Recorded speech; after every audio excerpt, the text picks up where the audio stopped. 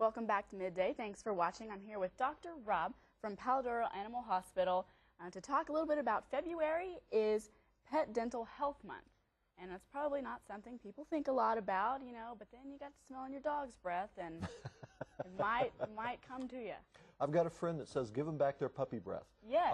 And I really think that this is one of the most underdone procedures in vet medicine. It's not the most exciting, with apologies to the dentist out there, you know, it's not the, quote, sexiest procedure, but they really say that dentistry has done more to improve pets' lives than anything else we've done in about the last 15 to 20 years. And they really don't get cavities like people do. But when they get this tartar buildup on the teeth, it loosens the teeth in the sockets, and then they get abscesses around those teeth. Those abscesses are, number one, painful, as anybody that's ever had one could attest. Number two, they allow bacteria in the bloodstream, and those bacteria tend to settle where the blood swirls over the heart valves, the liver, the kidneys. So there are some really significant health effects here other than just the breath issue. So if you notice this is happening, or how do you notice it's happening? Just by bad breath, or just is it a timely thing that has to be done every so often?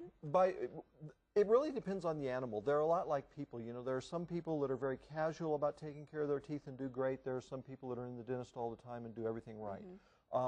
But you can see the breath, and like that dog right there has got his mouth open. Those teeth in the back there, kind of in the corner of the mouth, that's where you usually get the buildup the fastest.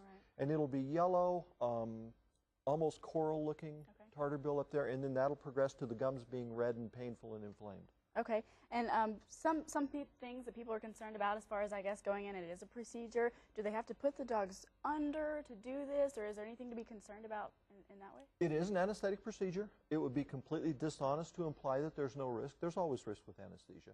With the modern anesthetic techniques, we do blood work, we do IV fluids and everything, we anesthetize. The risk is very, very, very low.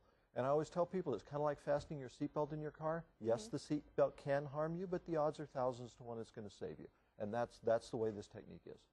So can you just go to where can you go to do this? Your vet checkup? How do you go that? Virtually any vet will do this. During dental month, some people run little specials, you know, have a program where it's a little bit discounted or something like that. And so you might even discuss that with your veterinarian and see, and, you know, get them to take a look and go from there.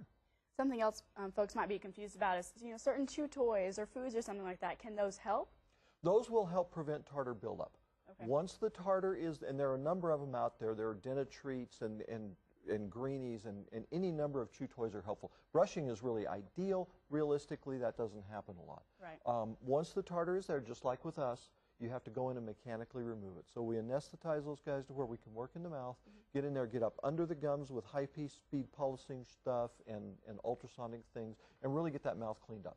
Well, we hope some dogs are getting their puppy breath vaccine. Hopefully it'll make them more comfortable. Sometimes it's amazing how much better they feel. Thanks so much for talking with us today. We'll be back with the final check of your forecast after this.